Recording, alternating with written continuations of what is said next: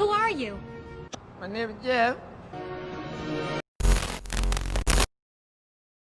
These videos are satiric reviews. You don't have to agree, but don't bitch about it. Hey there, I'm Social Injustice Warrior Infuso, and I'm here to talk to you about the best Spider-Man game ever to be made. Now sure, there's a lot to choose from. There's definitely some quantity out there, but I'm looking for overall quality.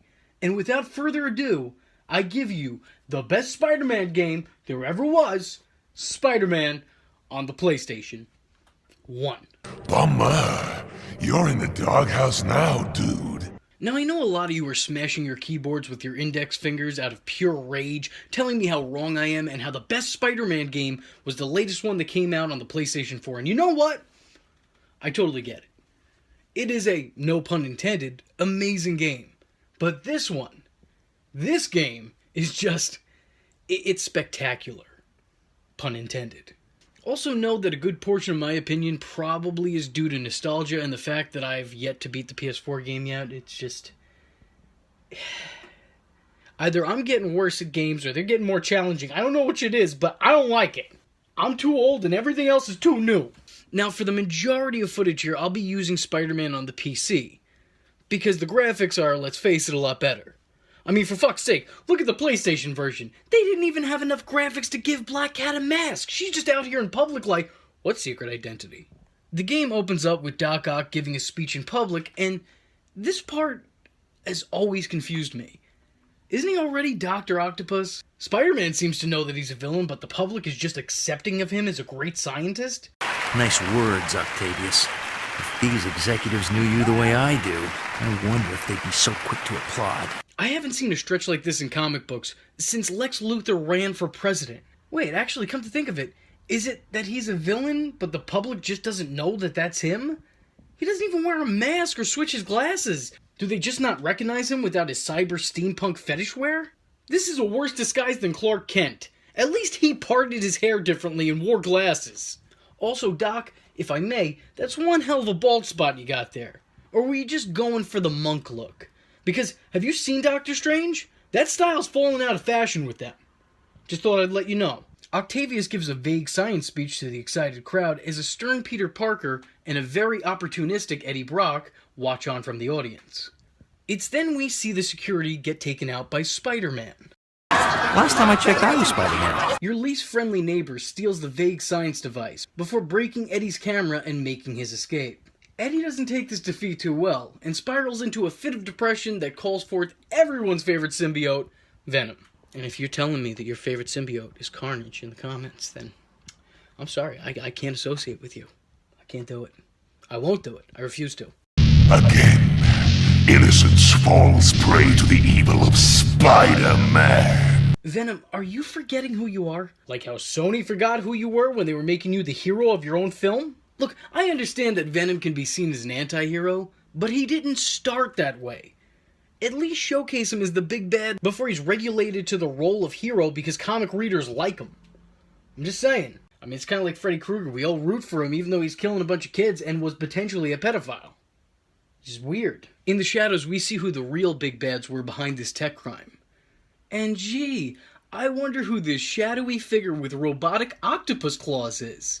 And I wonder who this shadowy symbiote, who clearly isn't Venom, could be. The suspense, it's just, it's killing me. It's killing me. I'm dying. The city gets covered in green mist, which really doesn't serve a purpose in the plot, but gameplay-wise, it basically means there's no streets to swing down into. You swing, you fall, you die. That's it. Game over. And wait a second, plot-wise, wouldn't that mean that almost everyone in the city is dead? Because I'd imagine that the majority of people are at a lower level than the top of buildings. And what even is this constant green smoke? Did someone put a piece of kryptonite into a fog machine? I'm confused. What the fuck? Never mind that shit. Here comes Stan Lee. One of my favorite parts of this game is that Stan Lee lends his voice as the narrator himself. Welcome, true believers and newcomers alike. Spider-Man co-creator Stan Lee here. This guy has been doing cameos longer than any of us knew.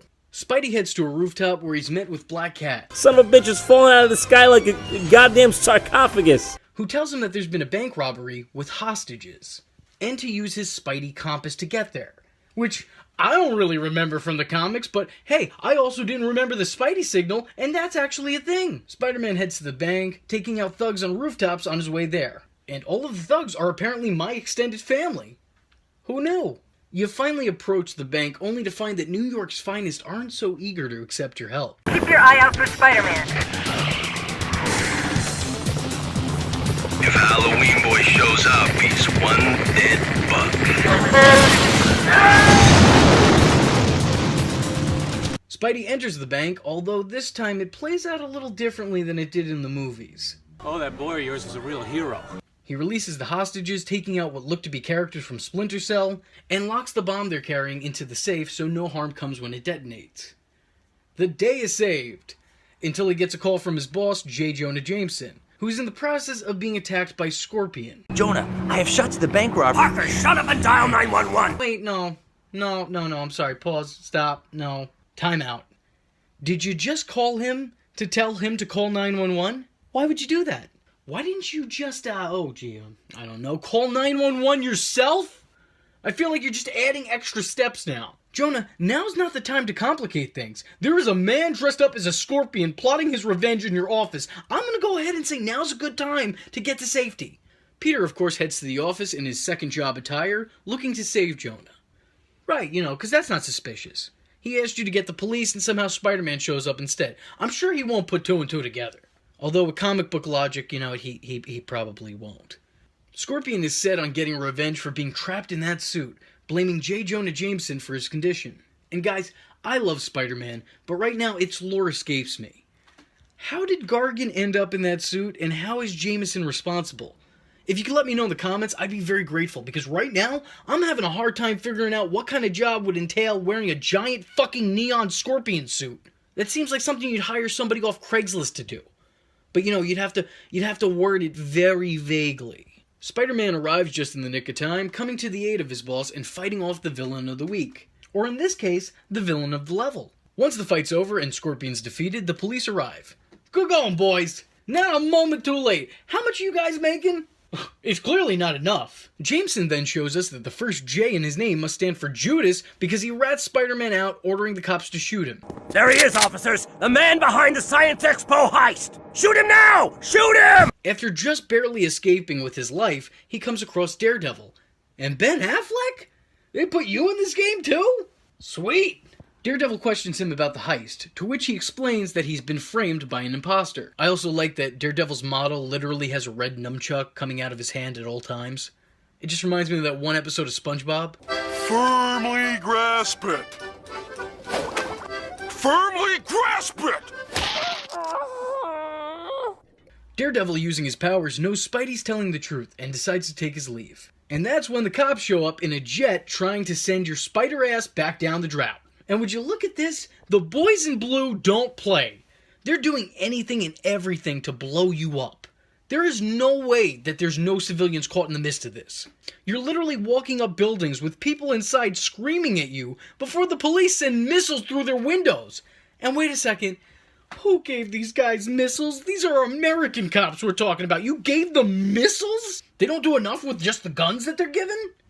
You thought New York cops used excessive force before. You just wait until they hop in their jet and start firing fucking missiles at you.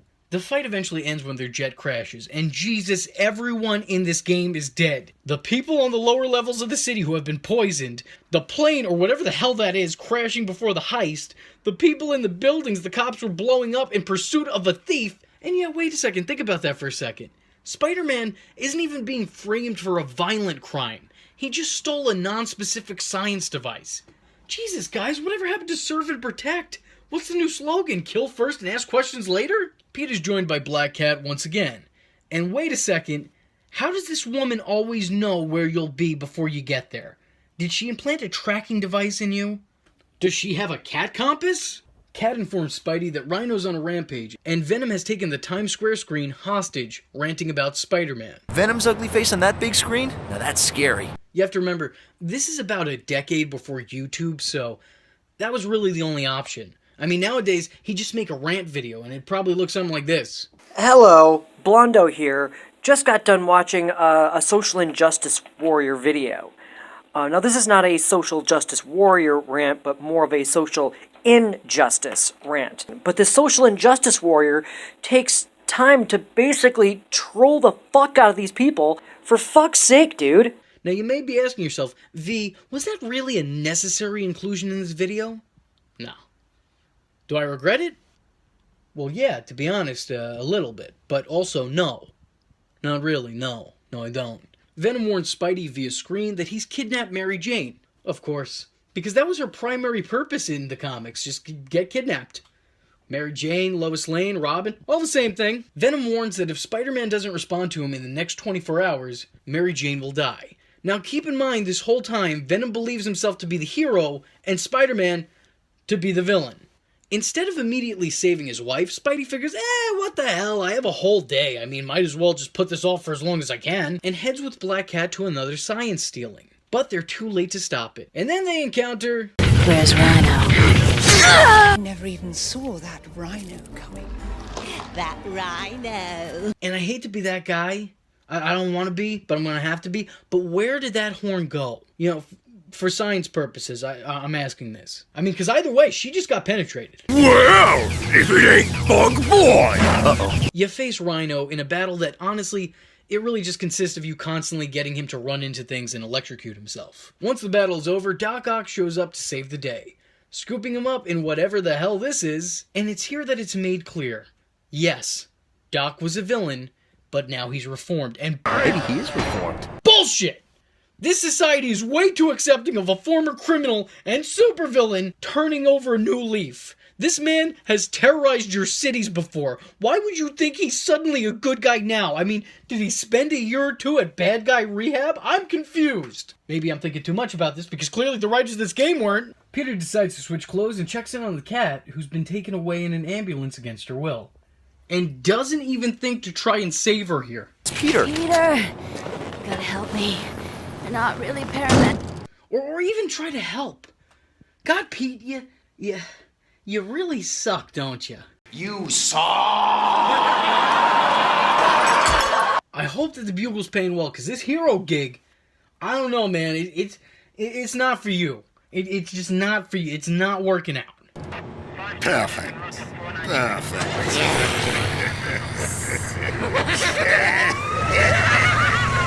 Later on, Pete's sitting atop the Statue of Liberty, talking with Johnny Storm, and holy shit, dude, your wife is about to be murdered. Maybe prioritize and worry about your hero hangout later. Well, Venom is invisible to my spider sense. Knowing your luck, Venom will find you. 12 seconds later. Hey, wanna race? Spider-Man chases Venom all throughout town, in what was one of my favorite things to do in this game as a kid. When he finally meets up with him... If you wanna fight, follow me. Hold up. Wait a minute. Something ain't right. Wait a second. Hold up. You're fighting on the ground here? What about that poisonous green gas? Did the developers completely forget about that? Why can you suddenly walk on ground? You're both dead. You're both dead. Before you even touch the floor, you're both dead. After what felt like a grueling battle when I was younger, you don't win so much as you survive the encounter, with an unharmed Venom escaping away through the sewers and Spidey following after him. Spidey makes his way through the sewers, searching for Venom and fighting lizard people, though I guess they're better than killer crocodile men. And hey look, check this cameo out. Lizard! Spider-Man! Donkey! Venom has imprisoned me and has taken my lair. Now he's using my lizard man against you. That's all you need. That's all you need. You didn't even need to find him. That was optional. You follow him to the subway, and wait a second, we're in the sewer. How is this connected to the subway? You don't even exit out of another cover. I'm just suddenly in the subway. I don't think this was the Underground Railroad Harriet Tubman was talking about. Venom continues to screw with you throughout the way, in a sequence in the game that just honestly makes it feel like it was put in place to pad it out, like this sentence. There's a bunch of words I could have eliminated, but I didn't. Chose not to. Gotta make that YouTube bread. Eventually, finding Mary Jane tied up, about to be drowned. Venom shows back up, and the fight is back on. And now Pete's gotta figure out how to both disable the switches to stop himself from becoming a widower, and also get his ass kicked at the same time. Luckily for Mary Jane, the man is good at multitasking. And honestly, I didn't think that another form of media could make me hate Mary Jane as much as I hated her in those Sam Raimi movies, but damn it, this game succeeds! Is anybody there? Help me! Mary Jane! Please! The switch! Turn off the switch! The switch! Turn off the switch! Peter Parker! Just get me out of here now! Shut up! Oh my god, I don't care! You know, a lot of people say being Spider-Man is a thankless job. Just imagine being Spider-Man, working for a boss who actively tries to get you shot and killed, and then coming home to this. Not to mention he sees dead people. Pete, I say this not as a joke, but I say this truly out of concern. Seek counseling. You need it, buddy. You need it. After the fight, Spider-Man questions Venom on why he'd do this, to which he responds, You're the bad guy this time. No. No, Venom. Bad symbiote. Bad symbiote. You're still the bad guy because even if Spider-Man did steal that, you're the one who kidnapped a woman and threatened to kill her. You are 110% the bad guy. Spider-Man reminds him that the two of them were in the crowd together. You didn't remember that? Talk about selective memory. Our bad. Our bad? Our bad? I'm gonna kill you! Bummer. You're in the doghouse now, dude. The two team up and brainstorm on a rooftop as to who could be responsible for all this. Venom exclaims that he believes it was Chameleon, and also spouts out some pretty bizarre conspiracy theories. Who could have wanted to steal Octavius' technology? Ooh, we know! Who? The Submariner, the mighty Thor, Galactus. There's this guy who invented this car that runs on water, man. Are you out of your mind? Don't answer that. They ultimately decide to head back to the Daily Bugle so they could use Judas Jonah Jameson's computer database. We're going to use his computer database. Ooh, are we gonna surf the web? And guys, he's not Nick Fury. There is nothing you're gonna find on his computer that you can't already find on the internet. This is a shit plan. Surf the web, surf the web. Shut up, Brock. We don't have time. Also, why does Venom suddenly have the mindset of a child? Why is he spouting lines that seem like they'd be more suited for Deadpool? I mean, don't get me wrong, it's not a bad interpretation of the character, but I think you're only playing to one side of him. And more importantly, why is he the only character in the game who opens their mouth to talk? It's inconsistent. That's all I'm saying. When they finally get to the Bugle, Venom senses his other, Carnage. He immediately heads out the window to play hero and try to take him on. Spider-Man, in the meantime, turns back around only to be confronted by a series of symbiotes. He heads through the building, fighting these pink blobs, and rescuing the hostages he didn't even know were being kept there. So I guess right time, right place. He eventually finds a symbiote generator, which A, why is that there? And B, why is that a thing? Spidey heads to the basement of the Daily Bugle, which is kind of set up to look more like a subway station, but alright, fine game, you do you, I'm not going to judge. And it's there he finds his imposter, who wants to play a game of Shadow, apparently. Spidey follows the imposter to a room where he reveals his true identity. None other than Mysterio. I guess Spider-Man Far From Home came early, guys. You're welcome. Mysterio, who is actually being played by Cosmo from Fairly Odd Parents,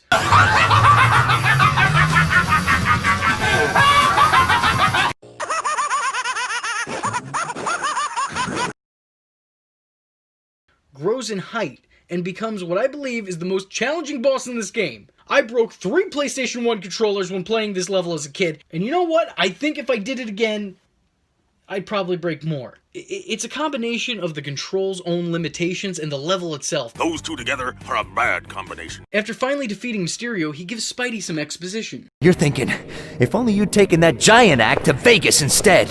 Curse your endless battles, Spider-Man! Telling him something about a world takeover using symbiotes, and also giving him the address of where he could find the people he's in cahoots with.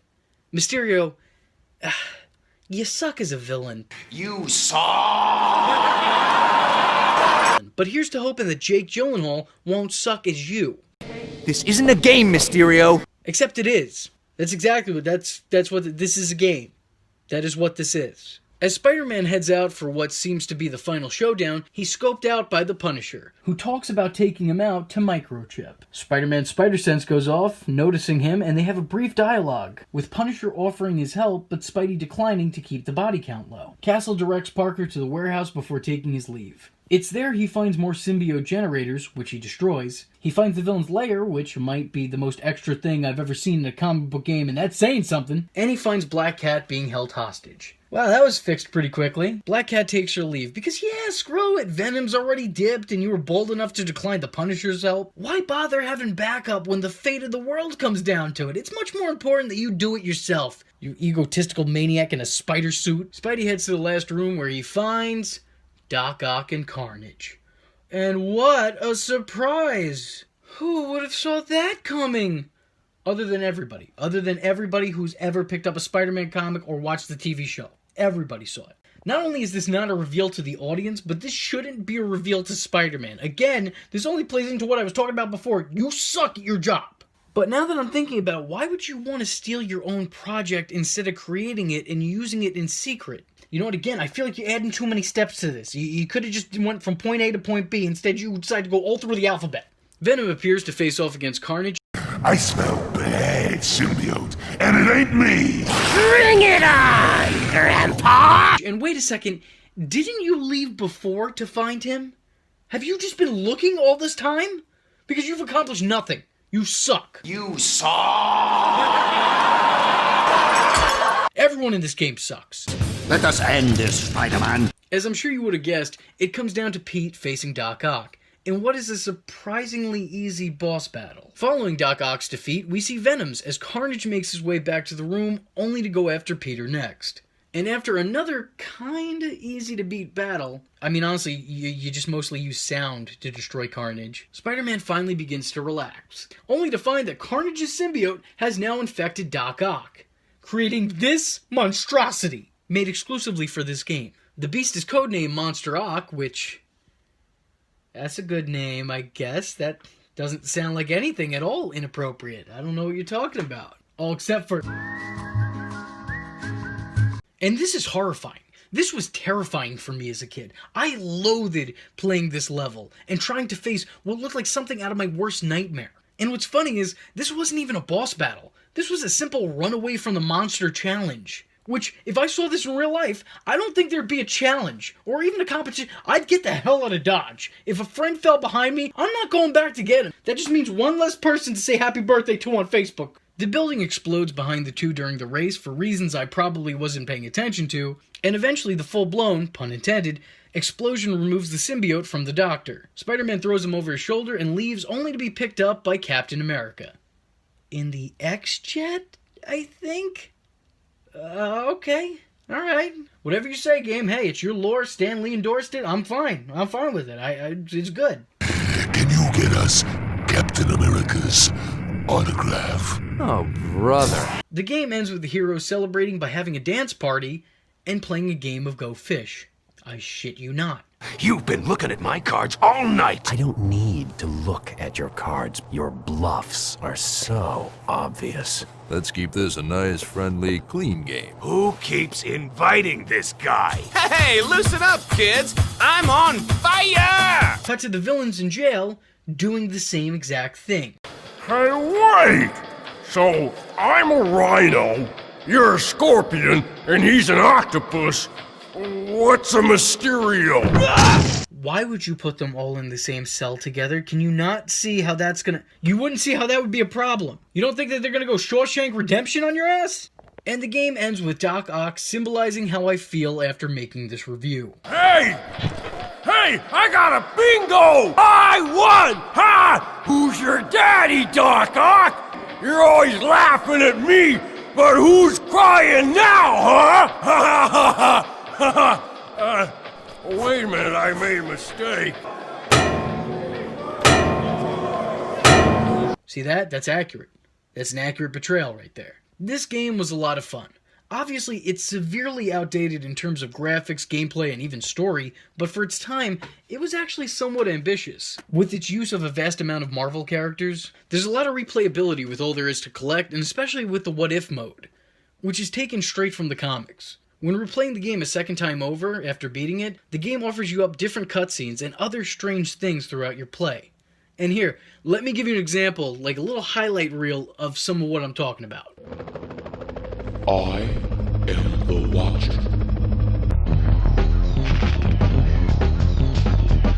Oh, thank you, Spider-Man. Day one.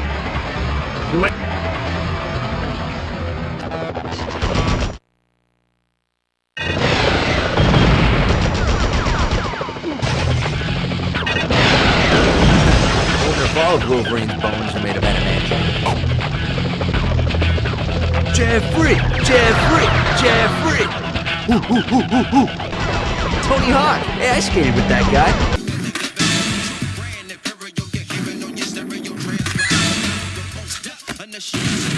Hey, that's the ladies' locker room, Venom. Lady, put a towel on. Hey, my eyes are closed. Hey, nice biceps. Thank you. What do we have here? Listen, dude.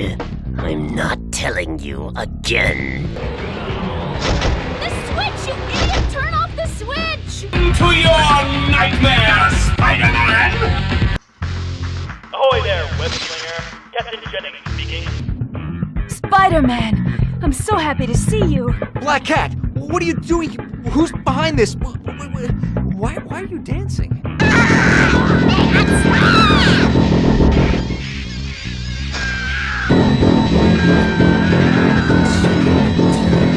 And after completing it, looking back on it all these years later, it's definitely not the best Spider-Man game. I guess the one on the PS4 is for the time being, but you really have to admire what this game put together and the story it told, even if it was a little simplistic. I mean, hell, it did good enough to get a sequel, but maybe that's a story for a different time. So with that being said, I'm the Social Injustice Warrior V Infuso, and if you like the words that came out of my mouth hole and you too want to become a VTard, don't forget to like and subscribe. There's plenty more where this video came from. Follow me on Twitter because, hell, why not? It's not considered stalking if it's on the internet, am I right? And don't forget to join the Discord. I don't have anything catchy to add to that, but just join it. Just go do it. And if you have a free moment of time and a free $1 to spare, then head over to my Patreon, where for just $1, you too could help keep this boat afloat. And if you don't have that $1, but you do have a free moment of time, then hit the share button. It will help me out tremendously.